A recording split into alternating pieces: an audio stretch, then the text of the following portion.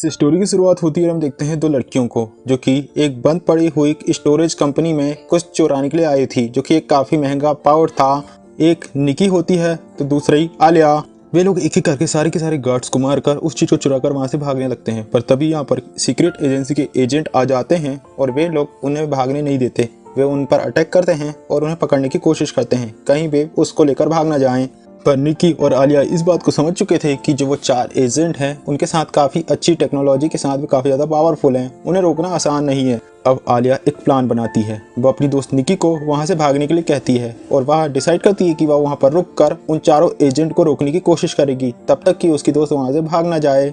फिर scene shift होता है कुछ साल आगे, लगभग 15 साल बाद। हम देखते हैं साइबेरिया नाम के एक सिटी को। वहाँ पर एक प्लेन उड़ रहा होता है, सिटी ऑफ साइबेरिया, और उसके अंदर एक आदमी को देखते हैं। उसका नाम अर्थमैन होता है। बहुत सारे रोबोट्स मिलकर उस पर अटैक कर रहे थे। अब अपनी जान को बचाने के लिए वह कई सारे सीक्रेट एजेंट को बुलाता है और हम देखते हैं कि एक सीक्रेट एजेंट की टीम उसे बचाने के लिए निकल चुकी थी। वह हेलीकॉप्टर से उसके प्लेन के ऊपर जंप करते हैं। ये होते हैं अलीशा और अली बेकर की पूरी टीम।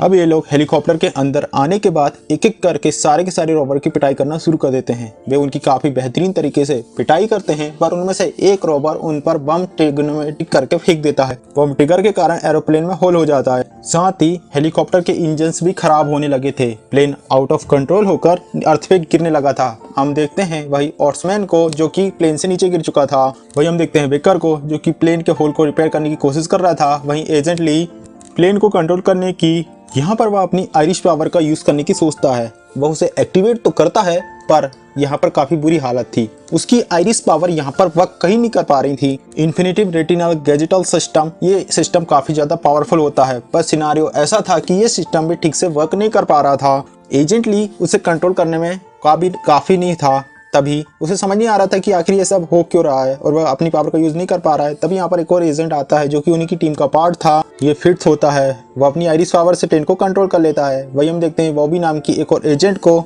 जो कि उस आदमी को पकड़ लेती है और वापस प्लेन में ला लेता है। यानी कि अब उस एजेंसी के एजेंट ने आखिरकार अपने बॉस की जान बचा ली। हम देखते हैं मेटा एडवांस टेक्निकल के ऑफिस में दो एजेंट को जो कि बैठे थे।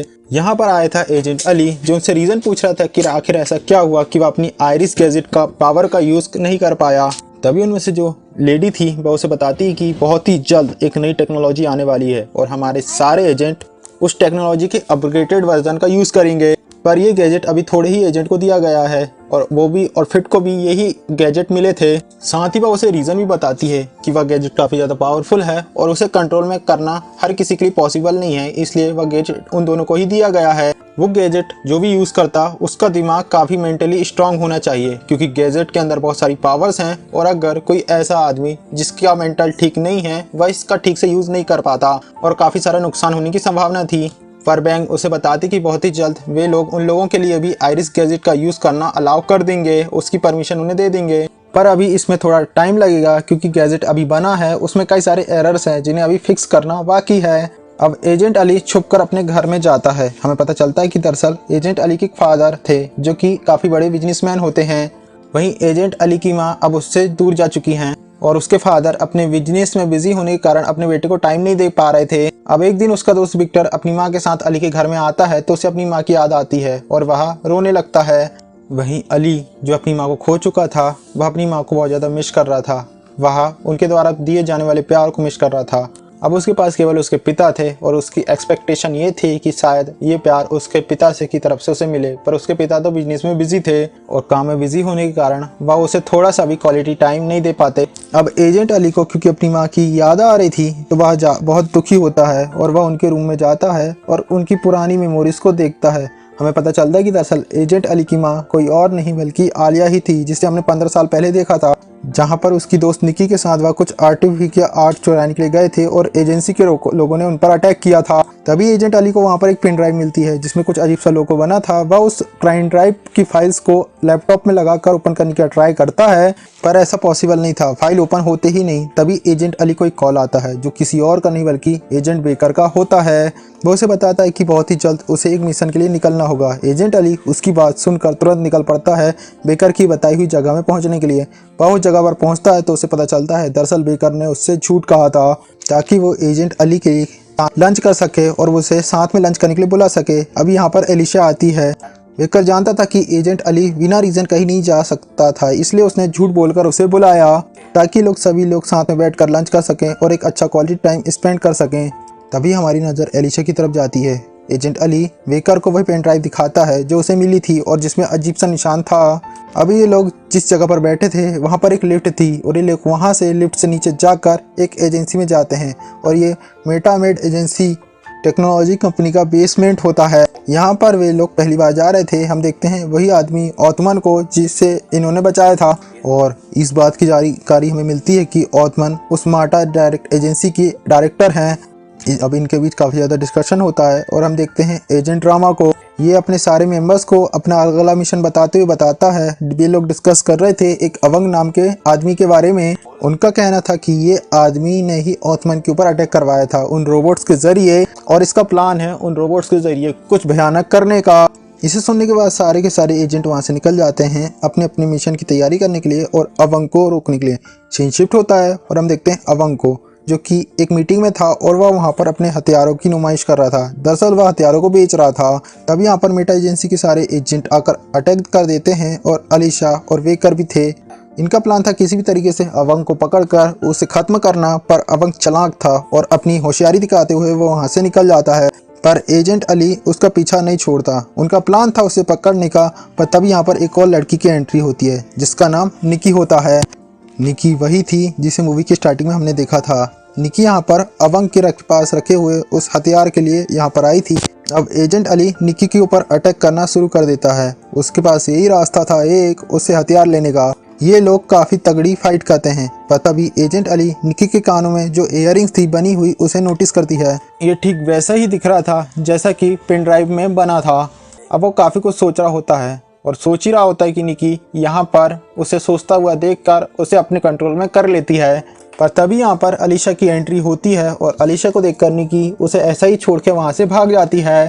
पर एजेंट अली अभी भी निकी का पीछा नहीं छोड़ता। वह उसका पीछा बहुत तेजी से करता है, पर ट्रैफिक से टकराकर उसकी साइकिल अनकंट्रोल हो जाती है और वह वहीं पर गिर जाता है। फिर जब उसे होश आता है तो वह अपने आप को एक सुनसान जगह पर पाता है। दरअसल ये निकी का घर था। अब एजेंट अली निकी से अपनी माँ के बारे में जानकारी लेता है। वो उसे बताता है कि दरअसल तुम्हारे कानों में जिस तरीके की आकृति बनी हुई है, सेम आकृति मेरे पास एक पेन ड्राइव है जो मेरी माँ की थी, उसकी बनी हुई है। तो मैं ये जानना चाहता हूँ आखिर तुम्हारी और मेरी माँ का क्या संबंध है और इस पेन ड्राइव का क्या संबंध है। निकी उसे बताती है दरअसल निकी की माँ और इस लड़के की माँ और निकी काफ़ी अच्छी दोस्त हुआ करते थे, जहाँ पर आलिया ने कई बार निकी की हेल्प करी, उसके लिए आर्टिफिशियल पैर भी बनाए। ये लोग साथ मिलकर काम किया करते थे। इन्होंने कई सारी जगह से ईथीएम की चोरी भी करी। उस ईथीएम की हेल्प से ये लोग गरीबों की हेल्प करते, उनके लिए बिजली पानी का जुगाड़ करते। पर जब आलिया उनसे दूर हो गई तो अब बहुत सारा काम उसे अकेला ही करना पड़ रहा था। ये लोग आलिया को बहुत ज़्यादा मिस कर रहे थे। आलिया ने कई सारे लोगों की हेल्प करी थी। अब अपनी माँ की इस तरीके से बड़ाई और बहादुरी सुनकर निकी को काफ़ी अफसोस हो रहा था कि वह अपनी माँ के सामने कुछ भी नहीं है। वह तो केवल थोड़ी सी लोगों की हेल्प करता है, बल्कि उसकी माँ ने कई सारे लोगों की हेल्प करी, उन्हें मूलभूत सुविधाएं दी और जहाँ पर वह एक छोटा सा बनकर रहा, उसकी माँ ने अपनी जान पर खेलकर लोगों की हेल्प करी। अब वह डिसाइड करता है कि वह भी अब अपनी माँ की तरह ईथीएम की चोरी करेगा और लोगों की हेल्प करेगा। पर निकी उसे साफ मना कर देती है अपनी टीम में शामिल करने के लिए, क्योंकि वह तो एक मेटा एजेंसी का मेंबर था, एजेंट था, और ये लोग चोर जो काफ़ी सारे इलीगल काम किया करते थे। और एक एजेंसी का वेल प्रोफेशनल एजेंट और चोर के बीच बातें नहीं बन सकती। हालांकि वह उसे अपना नंबर देकर वहाँ से चली जाती है। वो उसे कहती कि अगर तुम्हें कभी मेरी ज़रूरत पड़े तो तुम मुझे कॉल कर सकते हो। हम देखते हैं मेटा एजेंसी के बड़े से ऑफिस को। हम देखते हैं टॉर्चर रूम में अवंग को, जहाँ पर उसे टॉर्चर किया जा रहा था। जब अली वहाँ से चला गया था उसका पीछा करते हुए, तब उसके साथियों ने उसे पकड़ लिया था। अब यहाँ पर कई बार अवंग को टॉर्चर किया जाता है, पर अवंग उसे समझाता है कि वह ऐसा कुछ क्रिएट नहीं कर रहा है, ना ही कोई ऐसा काम कर रहा है जिससे दुनिया को नुकसान हो रोबोट के कारण। वह उसे बताता है कि दरअसल ये सारे काम कोई और बंदा कर रहा है, जो कि उन सारे रोबोट का अपना सर्वेंट की तरह यूज़ कर रहा है।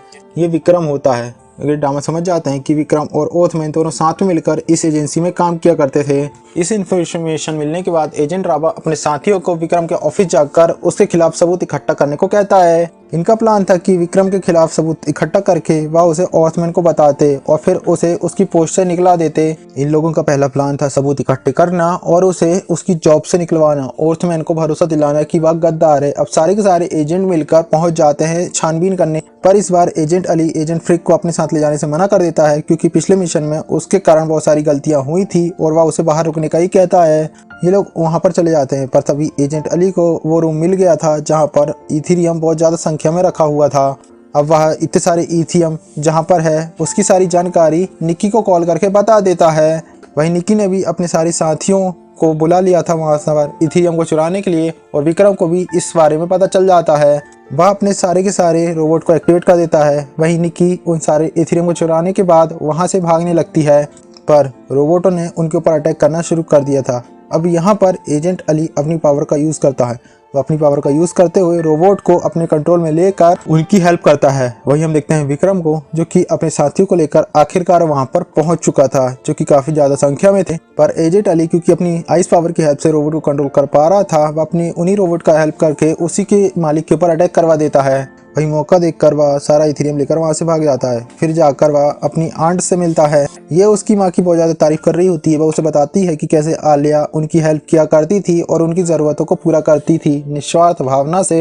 वही हम देखते हैं कि उसे काफ़ी गर्व महसूस हो रहा था और ऑर्थमैन को देखते हैं जिसे पता चल चुका था इन सारी चीज़ों के पीछे विक्रम था और वे सारे उसी के रोबोट थे जिसने उसके ऊपर अटैक करे थे। अब उसे ऑर्डर देते हैं कि जाओ जाकर विक्रम को अरेस्ट करो और उससे पता करो कि आखिर सारा का सारा इथेरियम है कहाँ और उसने रखा कहाँ है, क्योंकि इथेरियम काफ़ी इंपॉर्टेंट चीज़ थी और ना हो यही पावर सोर्स था इन सारी घटनाओं का और सारे उपकरणों का। पर इन लोगों को वहाँ पर इथेरियम नहीं मिलता। वहीं एजेंट अली ये बात जानता था कि आखिर सारा का सारा इथेरियम कहाँ जा चुका है। हालांकि हम देखते हैं एजेंसी में किसी को भी इस बारे में पता नहीं थी और एजेंट अली इस बारे में किसी को बताता भी नहीं है। पर एलिशा को शक हो जाता है अली पर। वह उसे कॉफी हाउस में लाती है। वह उसे बताती है कि उसके पास बहुत सारे सबूत है जो साबित कर देगा कि तुम्ही ने इथेरियम को चुराया है विक्रम के ऑफिस से और पता नहीं चुरा कर कहाँ रख दिया है। वह उसे वो सारे सबूत दिखाती है कि अली ही कैसे इथेरियम का असली चोर है। पर यहाँ पर एजेंट अली उसे साफ साफ बताता है कि वह अब सिर्फ एक एजेंट की तरह काम नहीं करना चाहता, बल्कि वह अपनी माँ की तरह बनना चाहता है और वह जो काम करती थी वह वही करना चाहता है। यही रीज़न था कि उसने इथेरियम चुराया था और अपनी माँ की हेल्प करी। पर तभी यहाँ पर हम अपनी माँ की तरह लोगों की हेल्प करी। पर तभी यहाँ पर हम एक और एजेंट बॉबी को देखते हैं जो कि उसी कॉफी हाउस में बैठा था। ये उन दोनों पर नज़र रख रहा होता है। फिर अली अपनी मोटरसाइकिल में अपनी घर की तरफ जा रहा था, पर उसे महसूस हो रहा था कि शायद उसका कोई पीछा कर रहा है, इसलिए वह भागते हुए एक शॉपिंग मॉल में जाकर छुप जाता है। और हम यहाँ पर देखते हैं किसी और को नहीं बल्कि अपने दोस्त बेकर को। वो उसे बताता है कि दरअसल एजेंट अली की सच्चाई सबको पता चल चुकी है और यहाँ पर एजेंसी के लोग आ चुके थे जिनका काम था एजेंट अली को पकड़ना। पर बेकर दोनों एजेंट को होल करता है और इसी चीज़ का फ़ायदा उठाकर अली वहाँ से भाग जाता है। वह निक्की को कॉल करता है।